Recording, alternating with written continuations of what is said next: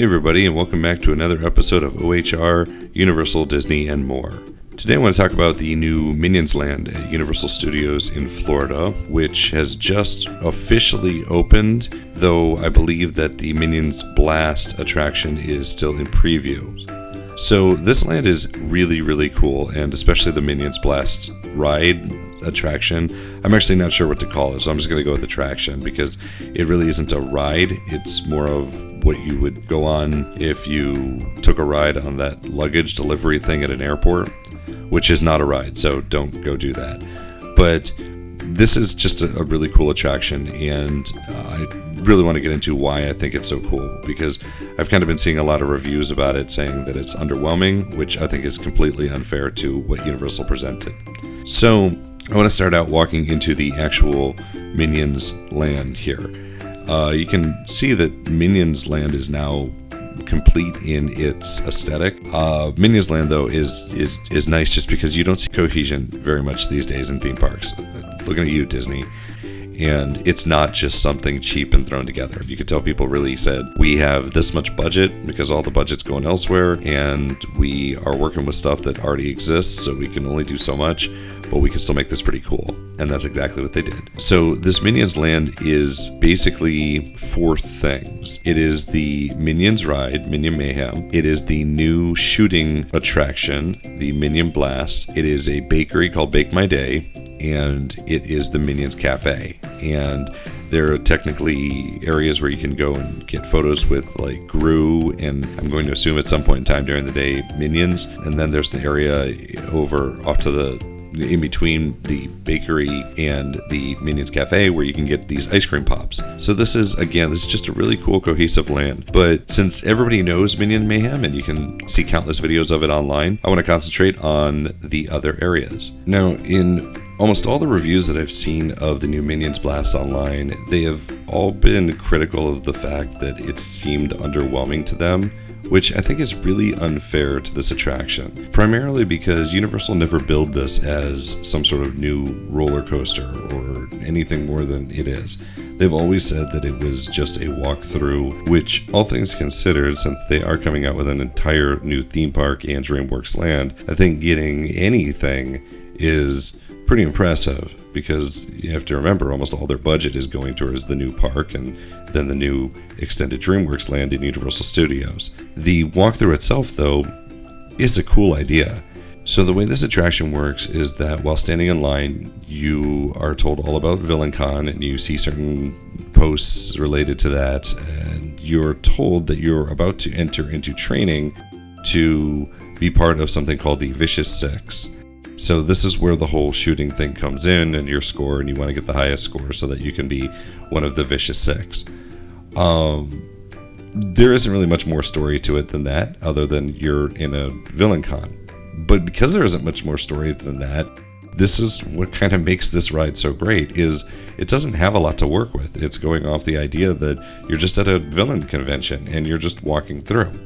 So you watch these videos for a while, and as you're watching them, the line is steadily moving forward because there's not really a long wait for this.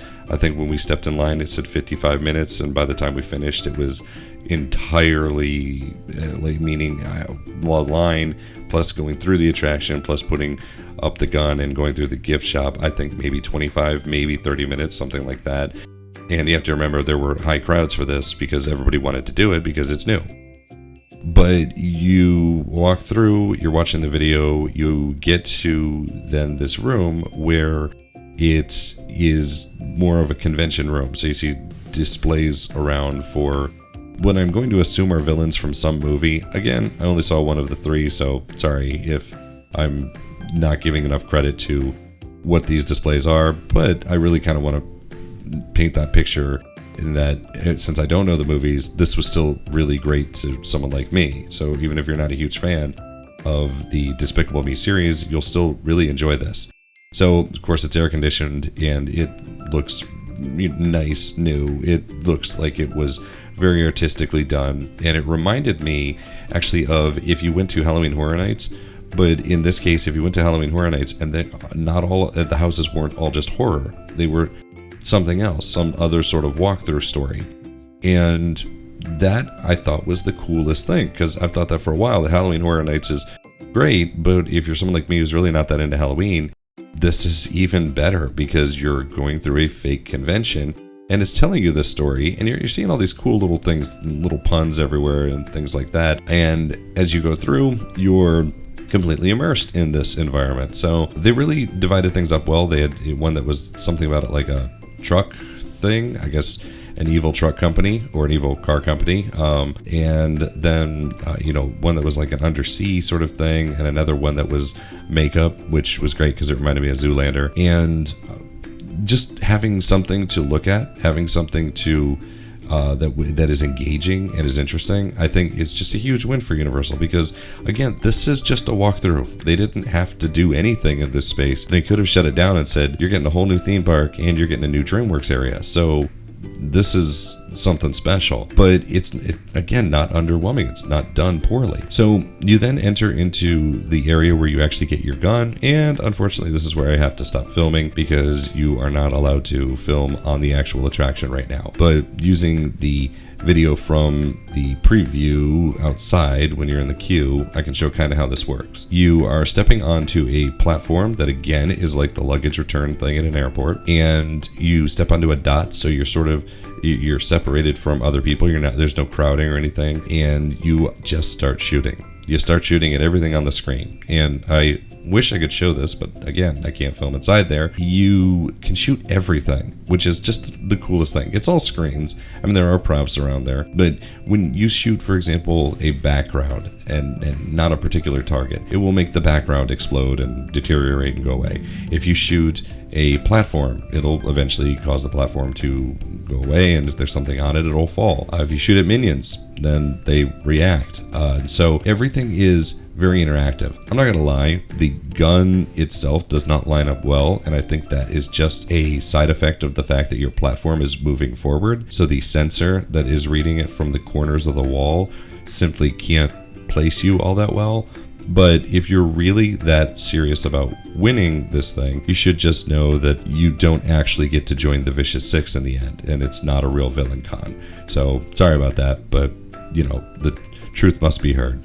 So if your score is low, which mine was exceptionally low, then don't feel bad, because you weren't going to get anything anyways out of it. So when you get to the end, then it enters, of course, into a gift shop of minions, and that's pretty much it. You put your gun down, you leave, and you're back on your way for the rest of your day, which again is just, I think, great. It doesn't present itself as anything it's not. It is a walkthrough. And by comparison, I have been hearing a lot from Disney, not to put Disney down, but a lot about their Moana water fountains that they have going on over at Epcot. And I love my Disney, and I love my Epcot, but it does feel like they're talking that up quite a bit as something that you really need to go see, and it's really going to be extravagant. No, I can't grade it without seeing it, of course, but I will say that walkthroughs generally cannot get the same reaction that you would get from a ride, but more importantly, what Disney calls an e-ticket ride, and I don't know what Universal would call them, a U-ticket ride. There we go. One that's a more intense ride. So talking up a walkthrough doesn't seem like a great idea. This Minions Blast, though, it's interactive, it's fun, it's a walkthrough, gets you into the air conditioning, can't complain.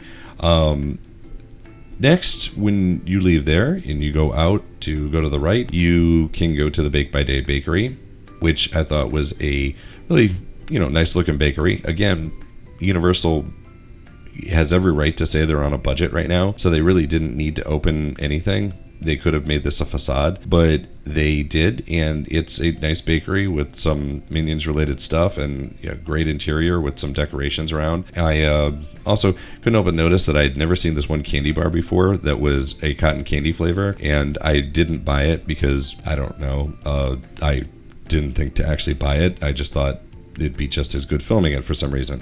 It doesn't taste as good filming it, just so you know. The right side of that bakery is where you would do the photos with Gru, and then over to the left is where you can get the Minions Pop. Then as you go down to the Minions Cafe, the overall display when you walk in is a Minion doing Minion things, and there's a bunch of pictures and crazy stuff on the wall. As I walk through, I noticed there's stuff that's just more for fun, no matter whether or not you've seen the movie. So I thought that was pretty neat, because they're trying to be inclusive of people and not say, oh, you have to see the movie to enjoy this, which is really annoying when they do that. I'm looking at you, Frozen Ride over at Disney, where if you don't see the movie, I don't know, there's 2 random people singing a song, 1 random woman singing a song, some snowman, and then that is it. Get off the boat. But in this case, yeah, it's a solid place for anyone who's in the area and wants to get something to eat. Be aware, though, they only do mobile ordering, and that, at least for me, did not work well. It didn't work because the table scanning didn't work, but when I then tried to go back and do the table scanning again, it would not register that I was trying to use that QR scanner at all. So just be aware, you can order from the hostess at the front and they'll bring it to you. And so, yeah, that's about it. Pretty solid restaurant offering. I don't know how well it's going to go over with people who are they love their Monsters Cafe, but again, this is Universal. They're doing things right. They're almost guaranteed to have a new Monsters Cafe of some sort over in the new Monsters area at Epic Universe. So I would say this is a great example of they replace something, but they didn't just replace it and leave it so that nobody would ever enjoy it again. So that is our review of the new Minions Blast in Minions Land, as well as Minions Land as a whole over in Universal Studios Orlando. So I hope you get a chance to go out there and experience it. Again, don't go with the intention that this thing is the new Velocicoaster. It's not. It's just a walkthrough, but it's a heck of a better walkthrough than just some random hallway. I hope you go and enjoy it, and thank you again for subscribing, watching, and have a great day.